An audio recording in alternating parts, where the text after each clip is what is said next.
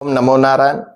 मैं नागा बाबा आप सभी दर्शकों का अपने चैनल पर हार्दिक स्वागत करता हूं। मेरी वार्तालाप पसंद आए तो चैनल को लाइक और सब्सक्राइब कर दीजिएगा। अभी महाकुंभ चल रहा है। महाकुंभ में सबको आनंद आ रहा है, सब लोग आतुर हैं जाने के लिए। इस समय महाकुंभ के दो बहुत बड़े आकर्षण बने हुए हैं। प्रथम नागा संत, दूसरा मोनालिसा। नागा संत अभी भी डटे हुए हैं, लेकिन मोनालिसा अपने घर जा चुकी है एमपी। आखिर मोनालिसा के साथ ऐसा हुआ क्या कि उसे अपने घर जाना पड़ा? क्यों वह एक पूरा समय कुंभ में नहीं निकाल पाई, जहां वह 4 पैसे कमाने आते हैं। 4 पैसों के लिए वह सबके पास माला बेचते घूमते हैं। क्या ऐसा हुआ कि उसे अपने घर लौटना पड़ा परिवार वालों के साथ? एक बहुत अच्छा छोटा सा संगीत है, मैंने कहीं सुना था। एक ही लाइन याद है, नैनों की तो बात नैना जाने रे। सही बात है, नैनों की बात तो नैना ही जानेंगे। कुंभ में इस बार नागा संतों को कम और मोनालिसा की आंखों को ज्यादा दिखा दिया गया। इतना दिखाया गया कि गृहस्थ और मीडिया का तो काम ही होता है दिखाना। संसार को छोड़ के संत भी उस पर टिप्पणी करने लग गए, संत भी आतुर हो गए। कई संतों ने उस पर टिप्पणियां की, वीडियो बनाए। भाई आप संत हैं, आपका जब विरजा हवन संस्कार होता है, फिर प्रवेश मंत्र मिलता है, आपको तो बताया जाता है ना कि आपके लिए तो बच्ची से लेकर बूढ़ी तक एक माँ ही होती है। आपको नजर उस पर एक माँ की रखना। आप कैसे किसी पे टिप्पणी कर सकते हैं? आप कैसे किसी पे अनर्गल वार्तालाप कर सकते हैं, प्रलाप कर सकते हैं? आप अपनी मर्यादा को छोड़कर अमर्यादित हो रहे हैं। यह संतों का तो लक्षण नहीं हो सकता। मोनालिसा एक गृहस्थ है, भगवान ने सुंदरता दी है, और ना भी दिया हो तो हमारे लिए तो सभी एक ही है ना। हमारे लिए काले और गोरे का भेद कब से आने लगा? और काले और गोरे का भेद आता है तो अखाड़ों से निकाल दिया जाए कालों को। क्यों कालों को रखे हैं? शायद संतों को भी या कुछ गृहस्थों को भी नहीं पता है कि पूरी दुनिया में ब्लैक ब्यूटी भी जानी जाती है, और ब्लैक ब्यूटी का एक बहुत बड़ा स्तर है। लेकिन हमारे भारतीय समाज में जो जरा सा सुंदर है, जो थोड़ा सा अलग है, उसके प्रति लोगों की ऐसी लालसा बंध जाती है कि क्या करें, नहीं तो उसको उठा के अपने घर पे सजा लें पॉट पे। खैर, अभी जिस तरह से मैं देख रहा हूं महाकुंभ में, चाहे वो मोनालिसा की बात हो, किसी अन्य की बात हो, कुछ संतों का आचरण बिल्कुल सनातन विरोधी है। कुछ संत वहां कोड़े लेके मार रहे हैं जो आ जा रहा है, यहां तक कि कई बच्चियों को मार दिया।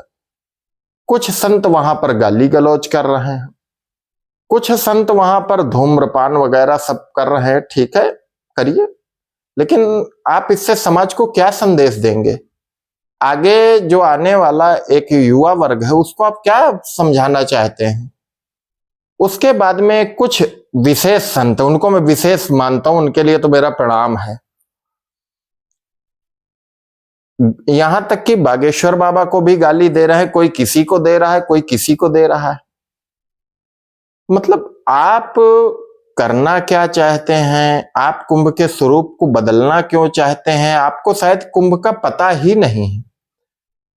जरा सा मैं इस पर प्रकाश डालूंगा कि कुंभ है क्या। हमारे इतिहासकारों का मानना है कि 850 से 900 साल पुराना कुंभ है। कुछ इतिहासकारों का मानना है कि गुप्त काल में भी कुंभ परंपरा चलती आई। माना यह जाता है शास्त्रोक्त हमारे हिसाब से कि जहां जहां पर अमृत की बूंदें गिरी, वहां वहां पर कुंभ लगता है। कुंभ का यह भी अर्थ होता है क्योंकि कलश से बूंदें गिरी थी, तो एक तो उस हिसाब से कुंभ माना जाएगा। दूसरा कुंभ का अर्थ होता है एकत्रित होना। शंकराचार्य जी ने बहुत कुछ सोच के प्रथम कुंभ कराया कि संत सारे एकत्रित होंगे, एक दूसरे को जानेंगे, कोई यहां से वहां जा रहा है, वहां से कहीं और जा रहा है, तो उसको कभी दिक्कत ना होगी, क्योंकि तब संतों के नियम बड़े कठिन थे और आज भी जो संत के पथ पे चलेगा उसके लिए कठिन राह ही है। हमारे जब विरजा हवन होता है, प्रवेश मंत्र मिलता है, तो बताया जाता है कि आपको 5 घर मांगना है, सन्यासी है तो 7 घर मांगना है, नजरें झुका के आपको भिक्षाटन करना है, चलते चलते मांगना है, रुक के नहीं मांगना है, भीड़ भाड़ में नहीं रहना है, गांव बस्ती से दूर रहना है, स्त्रियों के समीप नहीं रहना है, सारी वार्तालाप। तो उस समय इन पद्धतियों को लोग निर्वहन करते थे और ठीक से करते थे। इसीलिए यह कुंभ बनाया गया कि आप संत संत अगर एक जगह आ जाओगे, आप कहीं भ्रमण में जा रहे हैं तो आपको दिक्कत नहीं होगी, क्योंकि आप सब लोग एक दूसरे से मिल लेंगे, समझ जाएंगे कौन कहां रहता है, क्या है। उसके बाद में शंकराचार्य जी ने जिन तीर्थों को प्रकाशमय किया, जो देश भर में भारत देश के तीर्थाटनों में गिने जाते हैं, शंकराचार्य जी ने इनको क्यों जागृत किया, इनके विषय में क्यों बढ़ावा दिया, आपने कभी सोचा? क्योंकि अगर पहाड़ों पे, जंगलों पे शंकराचार्य जी ना जाते, उन तीर्थ स्थलों का विकास ना करते, उन स्थानों को जागृत ना करते, तो आज वहां कौन जाता? यह हमारे पूर्वजों की और शंकराचार्य की देन रही कि आज हर जगह स्थलों को बनाया गया, जहां आज आदमी जाते हैं, वहां के लोगों की भी जीविका चलती है। आपने कभी इस पर प्रकाश ही नहीं डाला। धार्मिक महत्व तो क्या है वह बात अलग है, लेकिन उसकी वजह से आज धर्म बढ़ भी रहा है, वहां के लोगों की भी जीविका चल रही है, हमें भी आनंद आ रहा है, हमारा भी सनातन धर्म बढ़ रहा है। तो शंकराचार्य जी ने यह सब कुछ सोचते हुए किया। उसके बाद में जब नागा संत बनाए गए थे, नागा कभी संत रहे नहीं, नागा एज ए वॉरियर थे। नागाओं ने धर्म की रक्षा के लिए अपना बलिदान दिया। आप कनखल वाले केस को देख लीजिए, 5000 नागा संतों ने अपना बलिदान दिया। वह कभी भी एक स्त्री के ऊपर, एक मां के ऊपर अभद्र टिप्पणी या किसी को मारना पीटना कैसे कर सकते हैं? जिन्होंने देश के लिए बलिदान दे दिया वह ऐसा नहीं कर सकते। इसलिए कृपा करके कुंभ के स्वरूप को ना बदलिए, कुंभ को कुंभ रहने दीजिए, कुंभ को उस सनातन धर्म की धरोहर रहने दीजिए। आज शंकराचार्य नहीं बोल रहे, देख के नहीं बोल रहे हैं, आज अखाड़े भी नहीं बोल रहे हैं, क्योंकि उनको पता है कि इन पर असर नहीं होने वाला है। लेकिन आपकी वजह से आगे आने वाले समाज पे क्या असर होगा यह आपको सोचना है।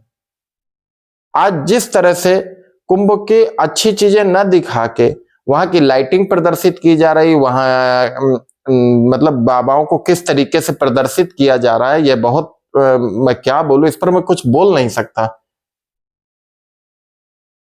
अभी मैं देख रहा था कि एक बाबा जो कांटों पे लेटे थे और बाद में वह गृहस्थ निकले। तो इस तरह का कार्यकलाप आप लोग ना करें।